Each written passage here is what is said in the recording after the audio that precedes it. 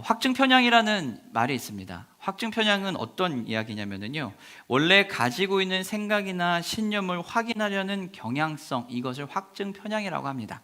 원래 가지고 있는 생각이나 신념을 확인하려는 편향성이라고 하는데요, 이렇게 얘기하면 무슨 소리인지 약간 감이 안 옵니다. 그러나 조금 쉽게 우리가 이야기해 보면요, 보고 싶은 대로 보고 믿고 싶은 대로 믿는 것, 그것이 확증편향입니다. 내가 보고 싶은 대로 보고 내가 믿고 싶은 대로 믿으려고 하는 그 마음, 그것이 바로 확증편향입니다. 그렇기 때문에 사람이 흔히 보고 싶은 것만 본다 또는 믿고 싶은 것만 믿는다라고 하는 것은 우리가 그런 심리적인 것을 가지고 있기 때문에 그래요.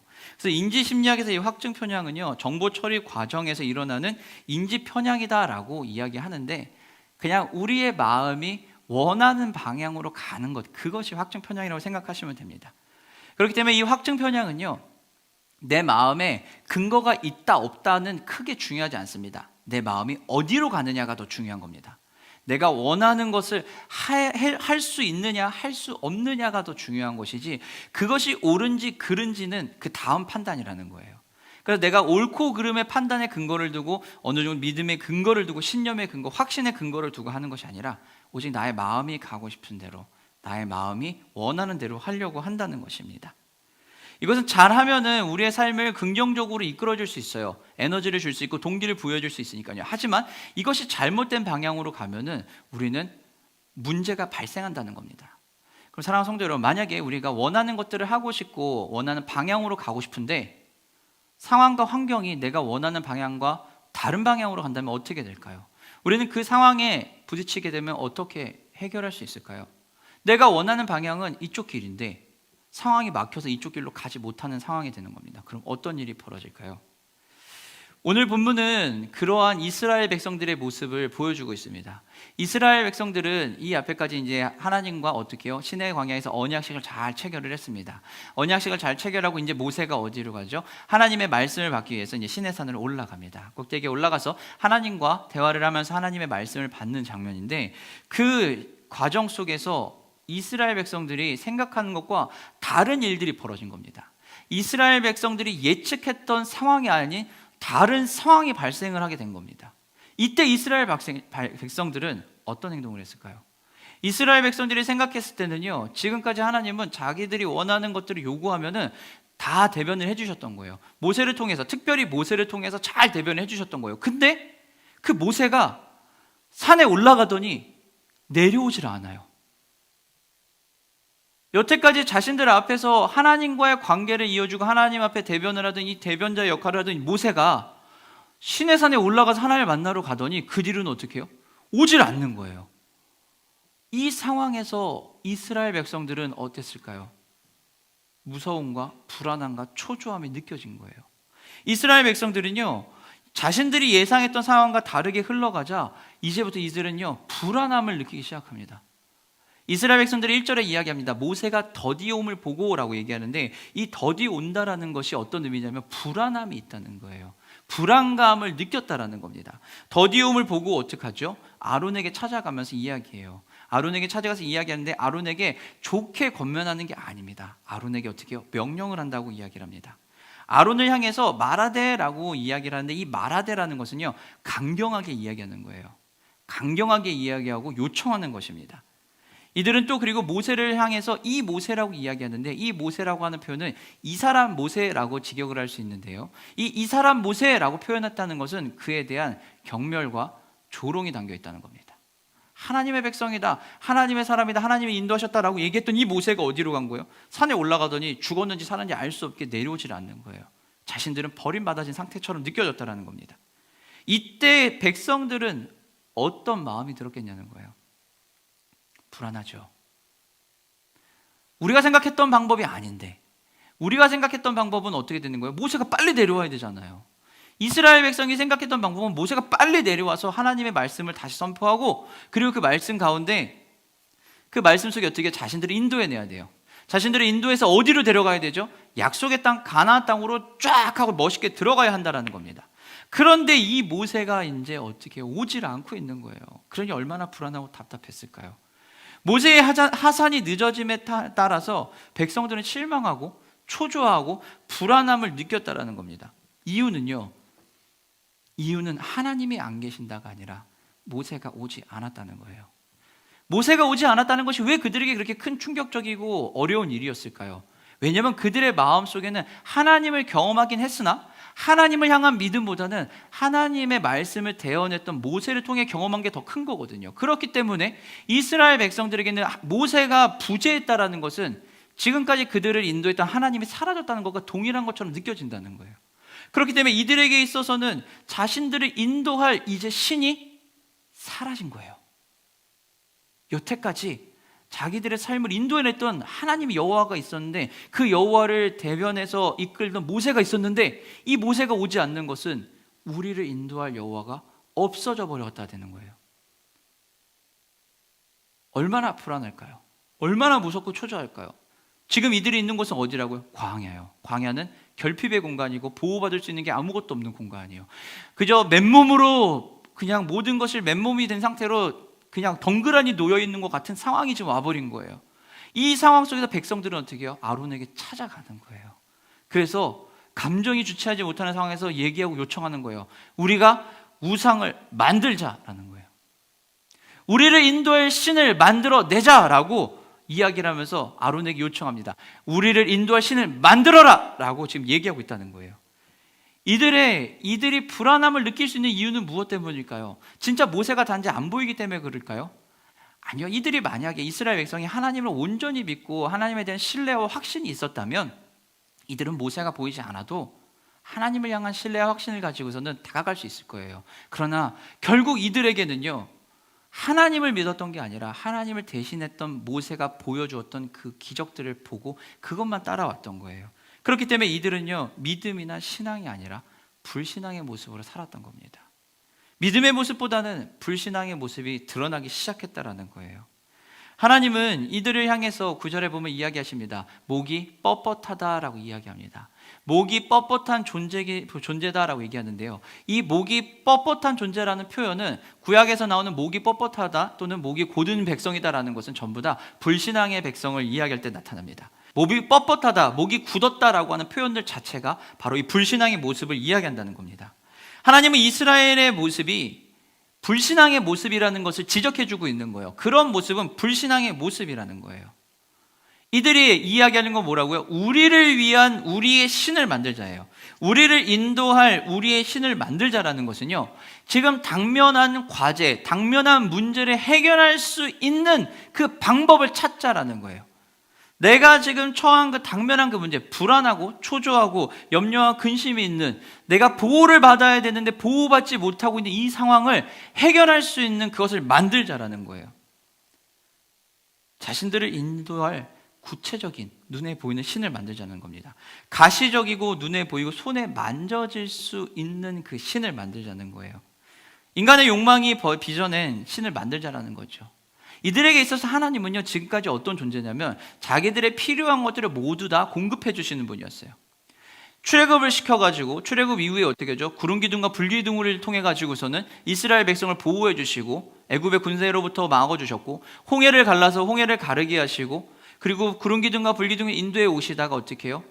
배고프다 그러면 만나를 제공해 주시고, 고기 먹고 싶다 그러면 메추라기를 제공해 주시고, 목마르다고 하면 물을 주시고, 아말렉과의 전쟁을 통해 가지고서 어떻게 해요? 아말렉이 쳐들어왔을 때는 어떻게 해요? 하나님이 보호해 주셨단 말이에요. 지금까지 이스라엘 백성들은 하나님의 이 절대적인 보호하심을 받으면서 온 거예요. 근데 이 보호하시는 그 하나님이 사라져 버렸으니 이들에게는 이제 문제가 크게 발생한 거예요.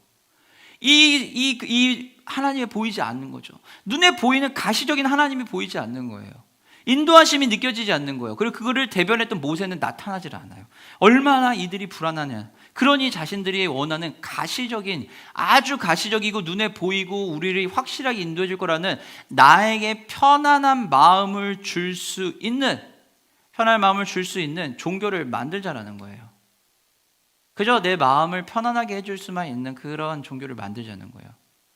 그것이 지금 그들이 이야기한 거예요. 이스라엘 백성들이 이번 한 번으로 그들의 잘못을, 이런 불신앙적인 모습을 보여주고 끝나는 게 아니에요. 사무엘상 우리 8장 5절 말씀 우리 함께 한번 보도록 하겠습니다. 사무엘상 8장 5절입니다. 그에게 이르되 보소서 당신은 늙고 당신의 아들들은 당신의 행위를 따르지 아니하니 모든 나라와 같이 우리에게 왕을 세워 우리를 다스리게 하소서 한지라. 이스라엘 백성들은요, 사무엘 선지자가 있던 그 시대에 주변 나라들이 왕이 있으니까요, 그 왕이 어떻게 해요? 부러운 거예요. 왕이 있는 게 너무 부러워서 어떡하죠? 우리도 왕을 주십시오라는 거예요. 이스라엘에게는 누가 계시죠? 절대 왕이신, 최고의 왕이신 하나님이 계신데도 불구하고 눈에 보이지 않는 하나님이시다 보니까 그들에게는 무엇을요? 눈에 보이는 왕을 세워 주십시오라고 얘기를 하고 있는 거예요. 눈에 보이는 왕을 지금 우리에게 세워 주십시오라는 겁니다. 이스라엘에게 있어서는 눈에 보이지 않는 가시적인 현상이 없는 것들은 굉장히 불안함을 주고 그들의 삶을 인도하는 게 어려웠다라는 거예요. 여러분, 불안이란 어떤 것입니까? 불안이란 친숙하지 않은 환경 혹은 위협적인 환경에 대응하고자 하는 생명체라면 누구나에게 나타나는 기본적인 경고입니다. 내가 익숙하지 못한 환경에 들어갔습니다. 그렇기 때문에 내가 통제할 수 있는 상황이 아닌 곳에 들어갔을 때 그때 불안함을 느낄 수 있어요. 이거는 뭐냐면 내가 위험할 수 있다라는 경각심을 주는 경고라는 거예요. 그렇기 때문에 불안이라고 하는 것은요, 우리를 나쁘게 하거나 해하거나 해치는 것이 아닙니다. 그러나 이 불안이 심각해져서 불안 장애가 되면은 우리의 삶이 힘들어질 수 있어요. 불안 장애가 어떤 것들이 있을까요? 우리가 흔히 주변에서 많이 볼 수 있는 불안 장애는 공황 장애 같은 것들, 그런 게 불안 장애예요. 우울증, 이러한 것들이 전부 다 불안 장애 한 일종입니다. 이러한 것들이 발생하게 되면 어떻게 되죠? 심각한 극도의 불안함으로 인해서 안정을 찾을 수가 없게 됩니다. 자, 그러면 이 불안함이 올라왔을 때 우리는 그럼 그것을 어떻게 치료할 수 있을까요? 어떻게 그것을 극복하고 그것을 삶 속에서 해결할 수 있을까요? 약물을 이용해서도 치료할 수 있겠지만 가장 우선적으로 해야 될 일은 뭐냐면 이 불안을 수면 위로 끄집어 올려야 되는 거예요. 내가 무엇 때문에 불안함을 느끼는지 그것을 끄집어 올리는 겁니다. 끄집어 올려놓고 이 불안을 가시화시키는 거예요. 내 눈에 보이게 만드는 거죠. 물론 현상이나 상황이기 때문에 그게 보이지는 않아요. 그러나 내 앞에 그것을 둠으로 인해서 인식하게 만들어주는 거예요. 그러면 그것을 보는 것만으로, 인지하는 것만으로, 인식하는 것만으로도 내가 불안한다는 것을 조금 내려놓을 수 있게 된다는 겁니다. 불안의 원인을 수면 위로 올려놓으면서 불안을 잊을 수 있는 또 다른 스트레스 해소법들을 찾으면은 우리는 어느 정도 불안을 해결할 수 있을 거예요. 이스라엘 백성들이 하나님이 안 보이니까 아론을 압박해가지고 우리를 인도할 여호와를 만들자라고 하는 것은, 우상을 만들자라고 하는 것은 바로 이 불안의 원인을 끄집어 올려서 해결하겠다라는 거예요. 가시적으로 무언가를 해보겠다라는 겁니다. 어떻게 보면은 현상을 해석하거나 심리적으로 봤을 때는 굉장히 이스라엘 백성들은 탁월하거나 또는 현명하거나 지혜롭다고 할 만한 그런 방법을 내세운 거예요. 하지만 그것이 항상 옳은 게 아니라는 거예요. 왜냐하면 지금 이들이 느낀 불안을 해결하는 방법은요, 그것을 수면 위로 올려서 온전히 해결하겠다가 아니라 이것을 잠시 없앨 수 있고 나의 마음에 편안함을 줄 수 있는 방법을 찾자라는 거예요. 지극히 인간의 욕망적이고 자신의 욕구를 해결하기 위한 것이에요. 여태까지 맺었던 모든 것들이 전부 깡그리 없어도 상관없다. 지금 내 상황을 이겨낼 수만 있으면 된다라는 것이 바로 이스라엘 백성들이 지금 가지고 있는 생각이라는 겁니다. 여태까지 하나님이 어떻게 인도해 오셨어? 그런 건 중요하지 않아요. 당장 내 눈앞에 우리를 인도해 줄 수 있는 그 신을 대변할 수 있는 그것이 필요하다라는 거예요. 그래서 이들은 눈에 보이진 않는 것이 아니라 이제는 가시적으로 눈에 보이는 것들을 선호하기 시작한 겁니다. 그러면서 그걸 요구한 거예요. 불안함과 초조함을 느낀 백성들은 불안을 해결하기 위해서 이 신을 만들자라고 아론에게 찾아와서 압박을 합니다. 여러분, 그러면 아론은 여기서 어떤 행동을 했어야 할까요? 아론은 어떤 역할을 감당하는 게 아론에게 제일 중요한 역할이었을까요? 아론의 행동이 잘못되지 않았다라는 것은요, 그가 위치에서 해야 하는 일을 했느냐 하지 못했느냐에 따라 달라집니다. 백성들의 편안한 심리를 만들어주기 위한 대안책을 제시하는 그것으로서만 그의 역할을 제안을 한다면 어쩌면 아론의 행동은요, 그렇게 크게 잘못됐다고 볼 수는 없을 거예요. 신앙을 조금 벗어나서 그저 단지 불안해하는 이스라엘 백성들의 심리를 안정시키고 그들의 요구를 받아주는 것이 그의 역할이었다면 그는 잘못한 게 아니었을 거예요. 그러나 아론은 그 역할을 하는 게 아니었다라는 거예요. 아론이 해야 되는 가장 큰 역할은 무엇이었을까요? 하나님의 말씀을 하나님의 말씀을 들은 말씀대로 제사를 인도하고 하나님 앞에 예배를 드리고 이스라엘 백성들을 이끄는 역할이에요. 말을 전달해 주는 역할이에요. 분명히 모세를 세울 때 하나님이 모세가 자신은 말을 잘 못한다고 했을 때 하나님이 아론을 붙이셨단 말이에요. 왜 아론을 붙이셨죠? 말을 잘하니까요. 이스라엘 백성들 앞에서 아론이 해야 되는 역할은 대제사장으로서의 역할뿐만 아니라 하나님의 말씀을 대변하는 역할도 똑같이 해야 되는 역할이었어요. 그에게 제일 중요한 업무는 바로 그 일이었다라는 거예요. 그 가운데 아론은 그 역할을 잊어버리고 백성들의 요구에 반응한 거예요. 왜 아론은 그런 일을 했을까요? 왜 아론은 그렇게 자신의 역할을 잊어버릴 수밖에 없는 상황을 만들고 그 상황에서 행동을 했을까요? 상황을 여러분 한번 생각해 보세요. 아론은 혼자 있는데 늘 함께하던 하나님 말씀을 전달해 주던 모세가 보이진 않아요. 아론도 어쩌면 불안하실 수 있을 겁니다. 그런 상황이 있는데 이스라엘 백성들이 우르르 떼거지로 몰려와요. 우르르 떼거지로 몰려서 아론을 둘러쌉니다. 그리고서는 공격적으로 얘기하는 거예요. 야, 모세가 안 온다. 우리를 인도할 신을 만들자. 빨리 만들어내라. 라고 하면서 공격적인 멘트와 공격적인 말들을 뱉어냈다고 쳐봅시다. 그렇게 공격적으로 나왔을 때 아론은 어땠을까요? 두려울 수 있었을 거고 불안할 수 있었을 겁니다. 아론은 심리적으로 안전하지 못할 수 있었을 거예요. 그래서 그도 또한 불안함을 느꼈을 겁니다. 그래서 아론은 선택한 겁니다. 어떻게 해요? 적극적으로 동조하자는 겁니다.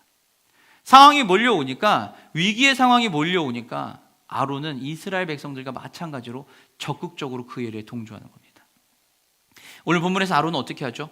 적극적으로 동조하는데 자신의 역할을 잊고서는 자신의 역할을 바꿔버립니다. 그러면서 백성들에게 얘기해요. 금을 다 가져와라. 금을 다 가져오라고 얘기해서 어떻게 해요? 금을 주조하기 시작합니다. 금을 다 넣고 주조를 해가지고 어떻게 해요? 황금 송아지를 만드는 거예요. 황금 송아지를 만들어서 그거를 그냥 만들어진 것도 아니에요. 그거를 만든 다음에 조각칼로 직접 새겼다라고 얘기해요. 아주 적극적으로 이스라엘 백성들의 요구에 반응해주고 있는 거예요. 금송아지를 만들었다는 것은요, 어떤 거냐면요, 당시에 그 시대의 고대 근동의 문화에 있던 여러 우상들 중에 풍요와 다산을 이야기하는 신이 있는데 그게 바로 황금송아지, 금송아지예요. 황금송아지입니다. 황소의 신, 그 이집트의 멤피스 지역에 가면요, 황소의 신인 아피스를 숭배하거든요. 이것도 뭐냐면은 그 다산을 얘기하는 거예요. 풍요와 다산이에요. 그 당시에 모여있던, 만연해 있던 그 다산과 풍요는 바로 이 황소를 통해 드러났다는 거예요. 이 사람들이 어떻게 해요? 이것을 한다는 거예요. 만든 거예요. 아론은요, 이스라엘 백성보다 앞서서 더 적극적으로 여호와를 배신하기 시작합니다. 적극적으로 여호와를 배신하기 시작하는 거예요. 자유주의 사회에 있어서요, 배신이라고 하는 것이 무게가 조금 낮아진 감이 있습니다. 현대 자유주의 사회에서 그 배신의 무게감과 감정적 호소력은 조금 낮아지고 있지만요, 이 배신이라고 하는 것은 굉장히 큰 죄악 중에 하나라고 여깁니다. 배신은 곧 죽음이다라고 얘기할 정도로 우리 그렇게 얘기하는데요, 단테의 신곡 지옥편에 보면은 지옥의 최악의 제9층인 반역 지옥에 가면요, 지옥을 지배하는 루시퍼가 세 명들 이렇게 배신자 3명을 물어뜯는 장면이 있습니다. 그 장면에 나오는 사람이 누구냐면요, 바로 예수를 판 가룟 유다고요. 첫 번째는. 두 번째는 카이사르입니다. 율리어스 시저를 배신한 브루투스. 카이사르가 아니라 카이사르를 배신한 브루투스고요. 그리고 브루투스와 그리고 카시우스라고 하는 이 3명입니다. 이 셋을 물어뜯고 있는 장면이 나옵니다. 배신은 다른 것보다 나를 떠났다라는 의미보다 더 큰 게 뭐냐면은 가족과 친구, 공동체 등과 같이 아주 두터운 인간관계를 맺고 있는 그 관계 안에서 이 두터운 인간관계를 찢어버리는 역할을 하는 것, 이게 배신이에요. 굉장히 강력한 거죠. 두터운 관계를 손상시키는 범죄 행위가 바로 이 배신이라고 합니다. 섹스피어의 희곡인 줄리우스 시저에 보면은 아주 유명한 명대사가 있죠. 무슨 얘기가 나오죠? 브루투스 너마저 라는 명대사가 하나 나옵니다. 이 이야기는 어떻게 이 시대의 화제가 되느냐면, 절대 배신하지 않을 거라고 생각했던 사람이 배신했을 때 쓰는 말이 바로 이 브루투스 너마저입니다. 절대로 배신하지 않을 것 같은 사람이 나를 배신했을 때 그때의 충격을 극명하게 보여주는 단어가 바로 브루투스 너마저라는 겁니다.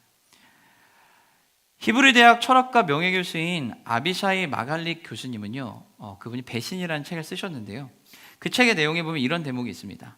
배신은 두터운 인간관계를 붙인 접착제를 떼어내는 것이라고 말한다. 배신이 성립하려면 그 관계에 상처가 생겨야 한다. 오직 심각한 신뢰에 심각한 파괴만이 배신에 해당한다라는 그 이야기입니다. 배신은 어떻다고요? 심각한 상처와 파괴가 있다는 거예요. 배신한다는 건 바로 그런 것입니다. 근데 오늘 아론과 이스라엘 백성이 하나님 앞에 어떻게 해요? 배신을 했다는 거예요. 관계가 박살났다는 겁니다. 이것의 결정타를 매기는 게 뭘까요?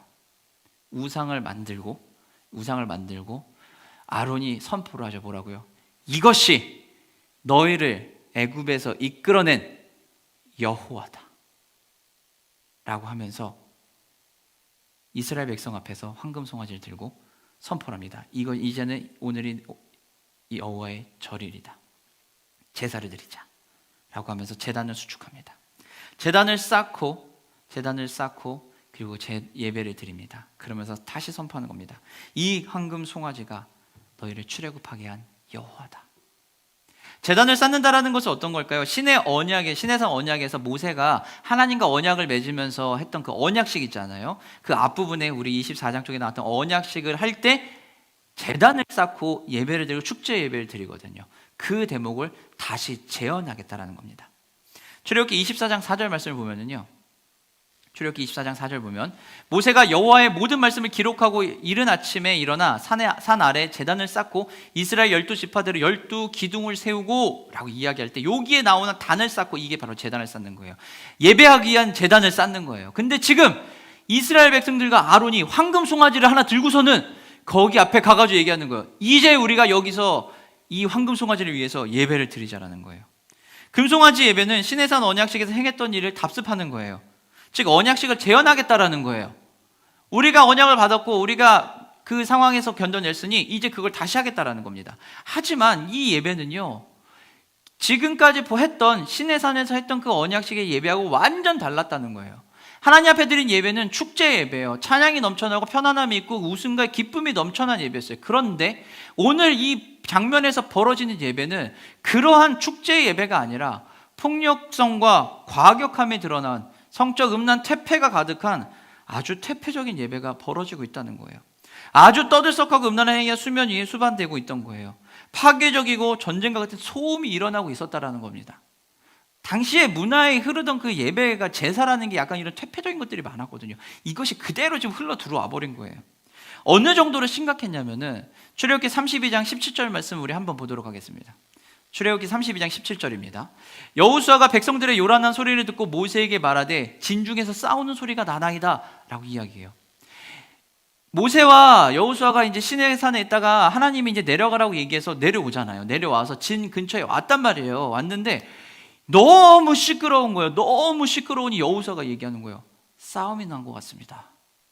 싸움이 난 것 같습니다. 전쟁이 일어난 것 같은 그런 시끄러움이 있습니다라고 얘기했더니 모세가 얘기해요. 그런 것 같지는 않다. 가서 보자라는 거예요. 이것이 축제의 예배였다면 음악이 흘러나와야 되고 아주 행복한 웃음소리가 그런 가득했어야 돼요. 그러나 지금 여기는 뭐가요? 폭력성이 가득하고 전쟁이 일어난 것 같은 싸움이 일어난 것 같다는 거예요. 금송아지 예배는 하나님이 함께 하신 신에서 언약의 예배하고 완전 다른 예배예요. 그죠? 모양만 따라했던 흉내만 낸 축제 예배를 흉내만 낸 거예요. 하나님의 임재가 없는 그냥 광란의 예배예요. 광란의 축제입니다. 무엇을 하는지도 모르는 아주 광란의 축제예요. 이것은 자기 만족에 겨운 음란한 쾌락만 있는 거예요. 자기 만족만 있는 겁니다.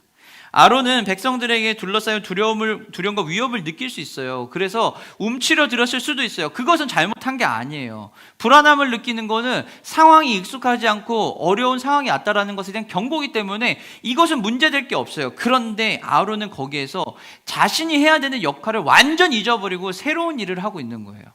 적극적으로 그들에게 동참해서 적극적으로 배신의 행위를 하고 있는 거예요.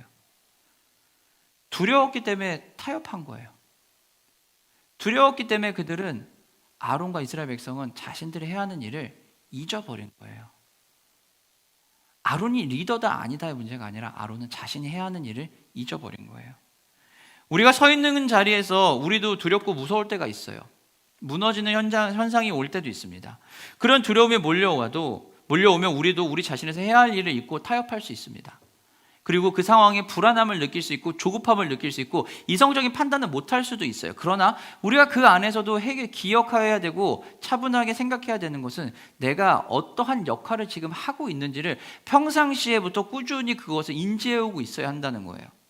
내가 급박한 상황에서 내가 이것을 해야지가 아니라 지금까지 쭉 내 역할들이 이런 거였어 라는 것을 인지해오고 와 있을 때 어려움과 두려움이 오면 그 순간에 해결할 수 있는 거예요. 내가 평상시에도 나의 역할을 모르고 있으면, 내가 어떤 것을 해야 되는지 모르고 있으면 우리는 그 일을 할 수가 없어요. 그건 정말 백발백중으로 우리는 무조건 다 타협하게 돼요. 상황이 어려우니까요. 우리도 우리 자신에서 해야 할 일을 잊고 타협할 수 있어요. 그건 능력의 부재가 아니에요. 의지가 없어서도 아니에요. 상황 속에서 타협할 수 있게 된 것은 내가 그 역할이 무엇인지 모르기 때문에 그래요. 인지하지 못하고 있기 때문에 그래요. 그럼 우리는 어떻게 해야 될까요? 우리가 어떤 모습으로 살아야 되는지 기억해야 돼요. 모세의 모습을 한번 생각해 보세요. 똑같이 하나님의 말씀을 대언하던 모세예요. 아론과 똑같은 모세인데 상황이 조금 다릅니다. 모세는 어떻게 하죠? 하나님께서 모세에게 얘기해요. 이스라엘 백성이 타락했다, 범죄했다, 내가 저들을 싸그리 없애버리겠다, 너로 새로운 큰 민족을 이루겠다라고 이야기하니 모세는 하나님 앞에서 이야기합니다. 뭐라고요? 주님, 그러시면 아니 됩니다. 하나님이 이끄신 그 백성들을 어떻게 치시려고 하십니까? 그러면 안 됩니다. 세상 사람들이 다 얘기할 것입니다. 이스라엘을 하나님의 백성을 끄집어내서 광야에서 죽이려고 했다라고 그렇게 얘기할 텐데 하나님 그러시면 안 됩니다 라고 이야기하면서, 그렇게 이야기할 수 있는 근거가 뭐였죠? 하나님의 약속과 하나님의 성품이에요. 모세는 지극히 자신이 무엇을 해야 하는지 너무 잘 알고 있었어요. 자기가 어떻게 그 상황에서 해결해야 되는지도 알았어요. 지금 모세가 처한 상황은 아론과 이스라엘 백성들이 처해 있는 그 상황에서 약간 밖에 있는 상태예요. 이 상태에서 하나님과 대면하고 있을 때 하나님이 이 만드신 상황 속에서 여기에서 모세가 지금 해야 되는 것은 하나님의 약속을 기반한, 하나님의 약속과 성품에 기반해서 하나님께 하소연하고 하나님께 대변을 하는 역할이었어요. 모세는 그 일을 충분히 감당할 수 있었다는 거예요. 근데 모세가 그 일을 할 수 있었던 거는 어디에서 있기 때문에요? 바로 하나님의 임재 안에 있었기 때문에 그래요. 하나님의 임재 안에 있었기 때문에 모세는 그 일을 할 수 있어요. 결사적인 탄원을 하고 기도하고 중재를 하는 참된 리더의 모습을 보여줍니다. 리더는 이런 역할을 해야 한다가 아니라 리더이기 전에 모세가 그 자리에서 해야 되는 역할이 바로 그 역할이었다는 거예요. 모세가 있는 바로 그 자리에서 그 역할을 지금 모세는 하고 있다는 겁니다. 하나님의 성품과 약속에 기인한 탄원이에요. 주의 백성을 기억하소서. 맹세하여 주님이 이르신 게 있습니다. 자신의 위치에서 무엇을 해야 하는지를 명확하게 알고 있는 모세예요. 하지만 이 모세도 하나님의 임재의 자리에서 조금 멀어진다든지 하나님의 임재 안에 온전히 사로잡히지 않으면요 똑같은 실수를 합니다. 모세도 연약한 모습이 있거든요. 모세는 하나님의 그 약속을 받고 이제 내려옵니다. 내려와서 여호수아와 함께 내려와가지고서는 이제 이스라엘 진으로 돌아가죠. 32장 후반부에 이제 그렇게 되니까요. 32장 19절과 20절 말씀 우리 한 번 더 보겠습니다. 32장 19절 20절입니다. 우리 함께 한 목소리로 읽어보겠습니다. 진에 가까이 이르러 그 송아지와 그 춤추는 것들을 보고 크게 노하여 손에서 그 판들을 산 아래로 던져 깨뜨리니라. 모세가 그들이 만든 송아지를 가져다가 불살라 부수어 가루를 만들어 물에 뿌려 이스라엘 자손에게 마시게 하니라. 산에서 내려와서 이스라엘 백성들이 우상을 만들어서 이 광란의 파티에 있는 모습을 본 모세는 어떻게 해요? 돌판을 냅다 집어 던져버리는 거예요. 돌판을 냅다 집어 던져버리고선 그게 박살이 나버리죠. 그리고 나서는 우상을 만들 때 황금송아를 들고 오게 다 때려 부셔버리고서는 다 빻아가지고선 그걸 어떻게 해요? 물에 타가지고 이스라엘 백성을 싹 다 먹여버린 거예요. 모세가 얼마나 분노한 걸까요? 어느 정도로 열받았으면, 화가 났으면 이런 행동을 할까요? 분명히 모세는 바로 직전 장면의 모습은 어떤 거였어요? 하나님 앞에서 주님, 어떻게 주님의 백성을 주님께서 이렇게 멸하려고 하십니까? 주님의 성품이 이렇고 약속이 이런데 주님 우리를 기억해 주시고 주의 백성을 멸하면 아니 됩니다라고 이렇게 항변하면서 결사적으로 탄원하면서 중재했던 모세가 현장에 딱 나타나니까 어떻게 해요? 난장판이 난 거죠. 하나님의 약속인 돌판을 던져버리고 황금송아지를 다 때려 부셔서 잘게 빻아가지고서는 물에 타서 이스라엘 백성을 다 먹이게 하는 거예요. 모세의 분노는 가히 상상을 초월할 수 없을 정도의 상상을 초월하는 그런 분노였습니다. 아무리 하나님 앞에 있었다고 해도 모세도 그 자신의 분노를 드러낼 수밖에 없어요. 우리도 똑같아요. 우리도 모세와 같이 살짝 떨어진 상태, 또는 우리도 모세와 같이 하나님의 임재 충만해 있을 때는 하나님 앞에서 잘 우리의 역할을 감당할 수 있습니다. 하지만 우리가 임재가 멀어지고 하나님의 임재의 처소에서 멀어지고 하나님의 임재하심이 조금 느슨해지면, 내가 주님 옆에 나아가지 못하면 나는 내가 해야 할 일을 잊어버리게 돼요. 그리고 내가 할 일을 잊어버리면서 상황과 타협하기 시작합니다. 나에게 지금 이 자리에서 해야 하는 일이 기억나지 않는 거예요. 새로운 것들이 들어오기 시작합니다. 그러면서 이것이 맞다라고 착각하기 시작합니다.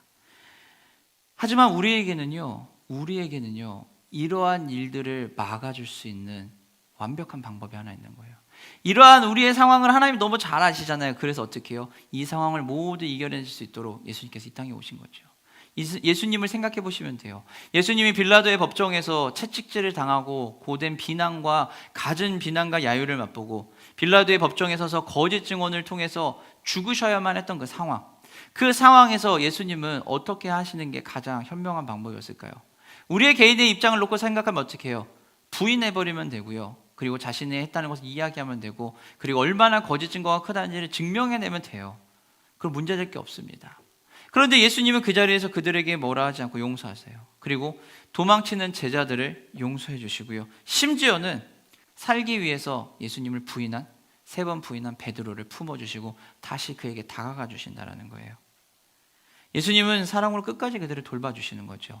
예수님이 사랑이 많으신 분이라서, 네, 맞아요, 예수님 사랑이 많으신 분이라서 그래요. 그런데 예수님은 그 자리에서, 그 상황에서 무엇을 하신 거냐면 하나님의 뜻하심이 그것이고, 하나님의 뜻하심이 그것이기 때문에 예수님은 그 일을 해야 되는 거였어요. 그래서 그 일을 감당하신 거예요. 단지 사랑하기 때문이 아니라 사랑하니까 해야 하는 일이 고통스러워도 감당해낼 수 있었던 겁니다. 팀 켈러의 일과 영성이라는 책에 보면 이런 대목이 나옵니다. 복음으로 단련된 눈을 가지면 친히 지으시고 부르신 인간들을 통해 하나님이 행하시는 일들에서 비롯된 영광에 휩싸인 세계가 보이기 마련이다. 지금 가진 능력과 기회를 가지고 어떻게 하면 하나님의 뜻과 이웃의 요구를 늘 의식하면서 최대한 다른 이들을 섬기는 것, 우리가 가진 질문이다 라고 이야기합니다. 복음에 단련된 눈을 가지고 있으면은 친히 지으시고 부르신 인간을 통해 하나님의 행하신 일들을 보게 될 것이고요, 그리고 복음에 단련된 눈을 가지고 있으면 지금 내 자리에서 하나님의 뜻하신 바가 무엇인지 알 수 있을 거고, 이 자리에서 살아가고 있을 때 일상의 삶의 그 영역에서 이웃의 요구가 무엇인지도 알 수 있다는 겁니다.